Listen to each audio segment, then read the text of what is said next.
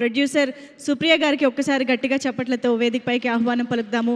Dacoit చిత్రాన్ని ముందు నుంచి కూడా ఎంతో అద్భుతంగా సపోర్ట్ చేస్తూ నమ్మి మా ముందుకు తీసుకొచ్చిన ఇంత బ్లాక్ బస్టర్ అందుకున్న producer, heartiest welcome to you ma'am.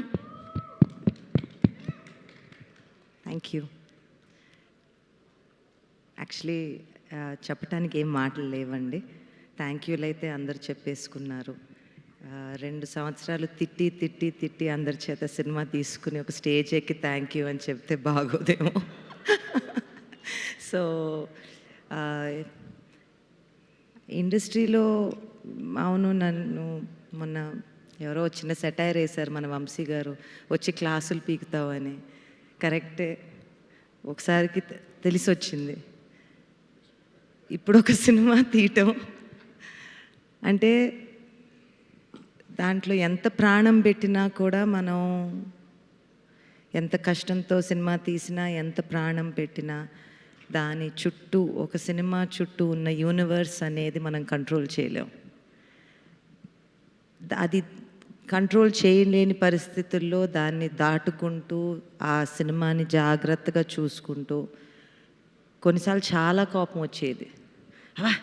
ఎందుకు ఎందుకు ఎందుకు అని పిచ్చి తిట్లు తిట్టేసి, అందరినీ తిట్టేసి, ఒక కప్పట్ట పడేసి, ఒక మైకిట్టు పడేసి అటు వెళ్ళిపోయి, దాని తర్వాత ఎందుకో ఒక పాట చరణం వచ్చేది ఫోన్లో, లేకపోతే ఒక ఎడిటింగ్ రూమ్లోకి వెళ్ళినప్పుడు వీళ్ళు ఏదో ఎడిట్ చేసినప్పుడు మృణాల్ క్లోజప్ వచ్చేది. సెట్లో కూర్చున్నప్పుడు శేష్ ఏదో చేసింది వాళ్ళు ఎడిట్ చేసి చూడు అని ఇలా చూపించేవాడు. అవి చూసినప్పుడు that was the energy and that was the fuel to keep going. I think ఇది సినిమా అంటే ఇప్పుడు మనం బిజినెస్ అని ఎన్నో మాటలు అనుకుంటాం, కానీ నాకు తెలిసింది సినిమాయే. ఎందుకు మీరు ఇండస్ట్రీ గురించి చేస్తారు అని అన్న మాటకి వాస్ గారు, నాకు ఇండస్ట్రీలోంచే అంతా వచ్చింది, దాని నుంచే అంతా వచ్చింది. ఇక్కడే పెరిగాము, ఇక్కడే ఉన్నాము, ఏదన్నా ఇక్కడ దాటుకుంటూ వెళ్తే ఇక్కడ ఏదన్నా వదిలి వెళ్ళాలి అనే చిన్న కోరిక తప్పనిచ్చి ఇంకేం లేదు. Cinema industry has given us everything, given me everything I know. నేను ఈరోజు ఒక మనిషిగా ఇక్కడ నిలబడి ఇంతమంది మంచి మాటలు నా గురించి వింటున్నానంటే it's only because of cinema. So that being said, Dacoit అనేదండి, నాకైతే కథ చెప్పినప్పుడు, కథ వింటూ ఉన్నప్పుడు దట్ ప్రాసెస్ పక్కన పెట్టేసి ఇట్స్ ఫ్రమ్ ద హార్ట్. ఒక ప్రేమ కథలో ఇప్పుడు మనం కొన్నేళ్ల క్రితం 7 జన్మల ప్రేమ అని అనుకునేవాళ్ళం. దాని తర్వాత ఒక జన్మకి ఒక ప్రేమ కథ ఉంటే గొప్ప అని అనుకునేవాళ్ళం. ఇప్పుడున్న పరిస్థితుల్లో ప్రేమ అంటే ఏంటో అంటే మారుతూ ఉంటుంది. రిలేషన్షిప్ అంటారు, మ్యారేజ్ అంటారు, సిచ్యువేషన్షిప్ అంటారు, ఇంకేదో అంటారు.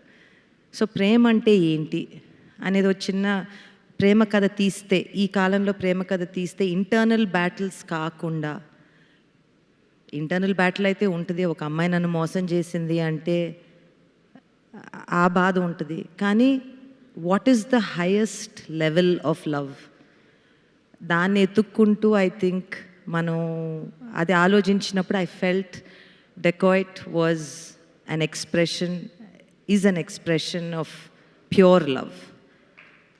So that was the fuel for me.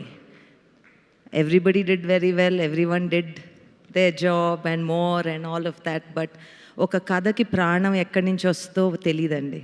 Aa kadaki pranam posina Shanil ki, Sesh ki, Ravi gariki, I have to say, aa kada lekunda, aa kada చేతిలో రాకుండా, aa kadani చెక్కకపోయి ఉండుంటే, the way they all sculpted it, everyone sculpted it.